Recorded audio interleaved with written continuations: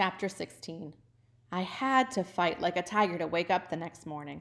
The first thing I saw was those horses thumbtacked all over the wall. I stretched and noticed my shirt was off. I kicked my legs and could tell I was under the covers with one sheet underneath me and one sheet on top of me, and my pants were off too. Boy, I must have really been tired last night. I couldn't even remember getting undressed and getting between the sheets. But that explained why I was sleeping so hard. I found out one of the rich people's secrets. Sleeping with two sheets puts you out like a baby. That's been rode around in an automobile. I looked over and thought I was dreaming. My clothes were all folded up in a neat pile the same way Mama used to fold them when she'd go to work before I got up. I blinked my eyes a couple of times because it looked like there was a note on my clothes. Mama would always leave me a note that said something like, "Dear Bud, please be neater. See you tonight. I love you." My eyes started getting all stingy, but I blinked them a bunch more times and the note disappeared. I kept blinking, but the pile of clothes stayed right where it was. Aw, shucks. Miss Thomas must have come in at night and undressed me and put me in bed. I bet she got a real good look at my legs. I got up as quiet as I could and put my clothes back on. I could hear laughing and talking coming from downstairs. Right when I got near the kitchen door, I could hear Hermione Calloway saying, "So that's how that cookie's going to crumble." Miss Thomas said, "You have no idea how bad those orphanages can be. It's no place to be raised. I can't believe you. You'll take care of any stray dog wandering through this neighborhood, but when it comes to a child at all, of a sudden you have no sympathy. You might not have been paying attention, but we agreed last night what we were going to do about that boy, and that's what we're sticking to." Uh-oh. I was glad I didn't take anything out of my suitcase because it looked like I might be making a break for the street again. Hermione Calloway said, "Like I said, I'm going to find out what the real story is in Flint, and then we'll see." Miss Thomas said, "That's fine. I believe the child. You, above all people, should know that I've got a sense about when someone is lying." Uh-oh. I have to remember that. She kept talking. "Until we've heard otherwise from Flint, he's staying right here." A fourth voice said, "Well, I'm glad to hear it. That means I didn't go digging around in the basement for nothing. I think he's going to really like this." It was Steady Eddie, and I sounded like he had something for me. I ran back up the steps on my tiptoes and down the hall to the little dead girl's room. I stood outside the room and closed the door loud enough that they could hear it downstairs. I clumped down the hall to the door that Miss Thomas said was the bathroom. When I was done, I pulled on a chain that made the water come down. The loud noise made me jump back. Man, these inside the house outhouses were hard to get used to. I washed my hands with running hot water and closed the bathroom door kind of loud. I clumped down the steps, stopping a couple of times to yawn real loud. When I walked into the kitchen, they all had looks on their faces like they hadn't been talking about me at all. I said, "Good morning, Mr. Calloway," but I didn't really mean it, then said, "Good morning, Miss Thomas. Good morning, Mr. Jimmy. Good morning, Steady Eddie." I noticed right away that Miss Thomas didn't have all her diamond rings on. I guess it would have been hard sleeping with them flashing lights up at you. She must have to keep them closed up in a box that sparkles can't get out of. I noticed, too, that even without the rings, Miss Thomas still had to be the most beautiful woman in the world. They smiled and said, "Good morning, Bud." All except Hermione Calloway. He got up from the table and said, "I don't like the way Loudon is sounding. I'm going to have a look at her plugs." We went outside through a door at the back of the kitchen. Miss Thomas said, "Bud, we just about given up on you. Do you usually sleep until afternoon?" Afternoon? Man, I couldn't believe it. I'd slept as long as those rich folks in the movie pictures. "No, ma'am, that's the first time I ever did that." She said, "I know you must be starving, but if you can hold out for another half hour or so, Mr. Jimmy's going to make everyone's lunch. Think you can wait?" "Yes, ma'am." A half hour wasn't nothing to wait, no matter how hungry you were. Mr. Jimmy said, "So what's the scoop, little man?" I didn't know what that meant, so I said, "Nothing, sir." Steady Eddie said, "How'd you sleep, kiddo?" "Great, sir." Oops. I forgot I wasn't supposed to call the bandmen sir. He said, "Cop a squat." He pointed at a chair. I guess that meant sit down, so I did. Miss Thomas said, "Were your ears burning last night, Bud?" Man, all these Grand Rapids people really do talk funny. I only came from the other side of the state, and it was like they talked some strange language out here. I said, "What, ma'am?" She said, "There's an old saying that when people talk about you behind your back, your ears start to get real warm. kind of like they were burning. I said, no, ma'am. My ears felt just fine. She said, well, they should have been burning. You were the subject of a very long conversation last night. But as sound asleep as you were, I'm really not all that surprised you didn't notice. I had to check your pulse to make sure you were still alive. Shucks, I knew it. She did come in when I was conked down and took my doggone pants and shirt off and put me there. Man, this was real embarrassing, Miss Thomas said. Mr. Calloway and the band and I talked about you for a long time. We've come up with something we want to discuss with you, but we need your help in deciding what to do. Uh-oh. That was Rules and Things number 36 or something. That meant I was going to have to get ready to fetch something for her. I said, yes, ma'am. She said, we've got to talk to some people in Flint first, but if they say it's all right, we were hoping that you'd stay here at Grand Calloway Station for a while. A gigantic smile split my face in half. Miss Thomas said, I'm going to assume that smile means yes? I said, yes, ma'am. Thank you, ma'am. Miss Thomas said, before that grin gets stuck on your face, let me tell you, you're going to have a lot of chores and things to take care of around here, bud. You'll be expected to pull your own weight the best you can. We all like a very clean house, and none of us here are too used to having children around, so we're all going to have to learn to be patient with each other. There's one person in particular that you're going to have to be very patient with. Do you know who I mean? I said, yes. Yes, ma'am, it's Mr. Calloway. She said, good boy. Give him some time. He really needs help with a lot of different things. He swears someone's adding weight onto that bass fiddle of his every year, but he's just getting older. He can use some young, hands to help him around. Think you can handle that?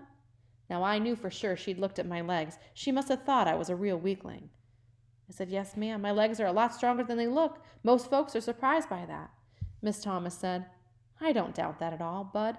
I'm not worried about your body being strong. I'm more concerned about your spirit. Lord knows Mr. Calloway is going to give it a test. I said, yes, ma'am. My spirit's a lot stronger than it looks, too. Most folks are really surprised by that. She smiled and said, very good. But you know what, Bud? What, ma'am?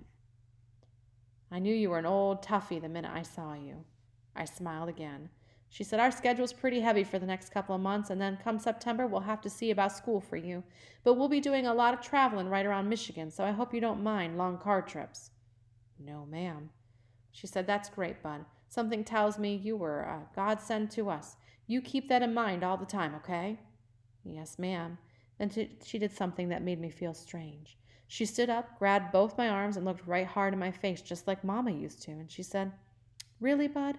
I want you to always keep that in mind. This might get hard for you some of the time, and I don't always travel with a band, so I don't want you to forget what I'm telling you. I said, no, ma'am, I won't, Steady Eddie said.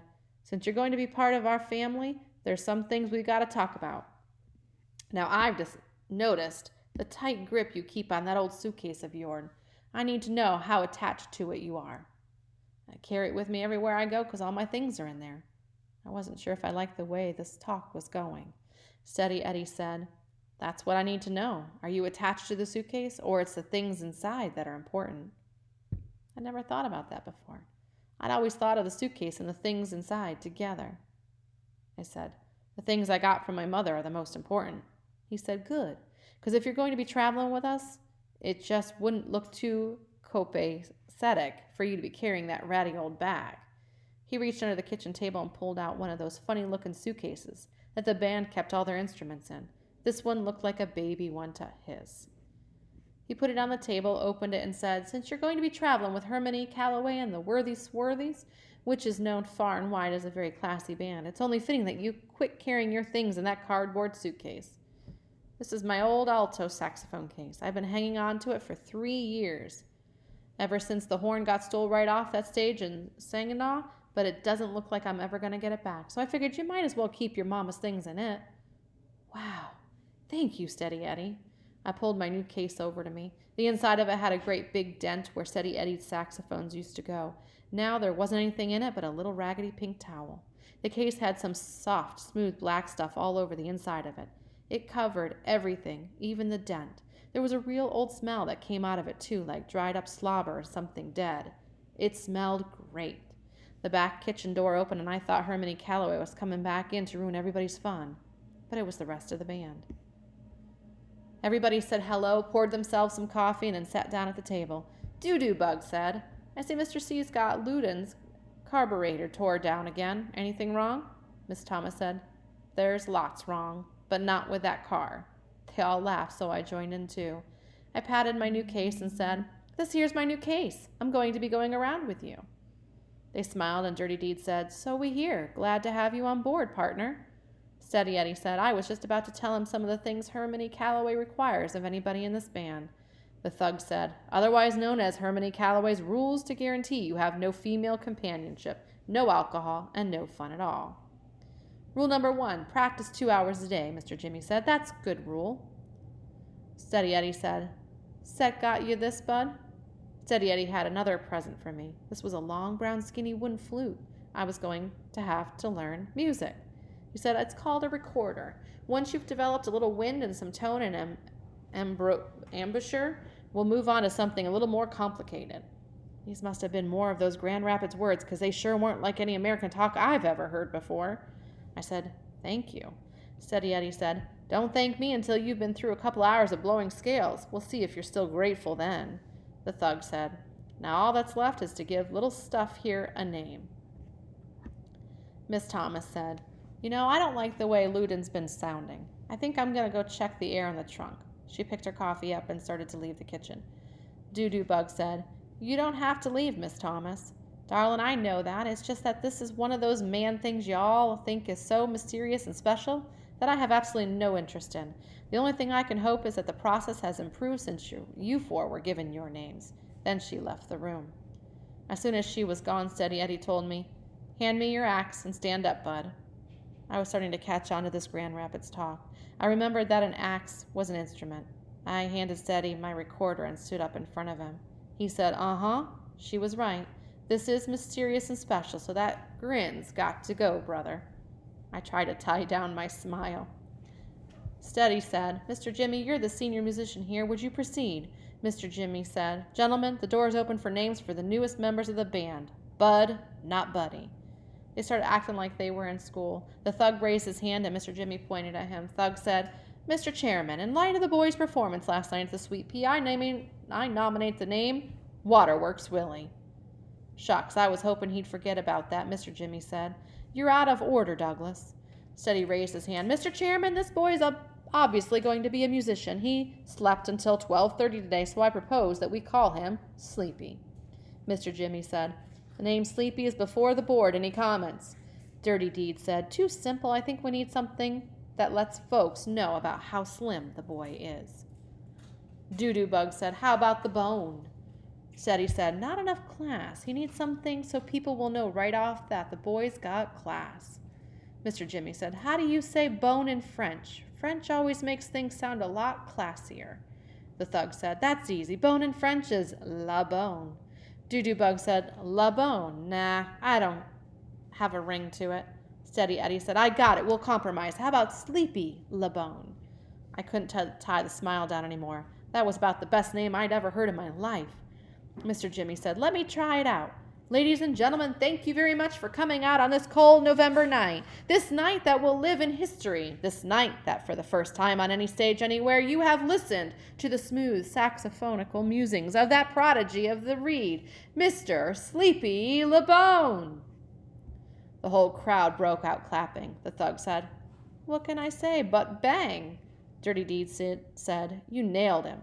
Doo-Doo Bug said, That is definitely smooth. Steady said, My man. Mr. Jimmy said, Kneel down, young man. I got down on one knee. Mr. Jimmy tapped me on the head 3 times with my recorder and said, Arise and welcome to the band, Mr. Sleepy La Bone. I got off my knee and looked at my bandmates. Sleepy La Bone. Shucks. That was the kind of name that was enough to make you forget folks had ever called you Buddy, or even Clarence. That was the kind of name that was enough to make you practice 4 hours every day, just so you could live up to it.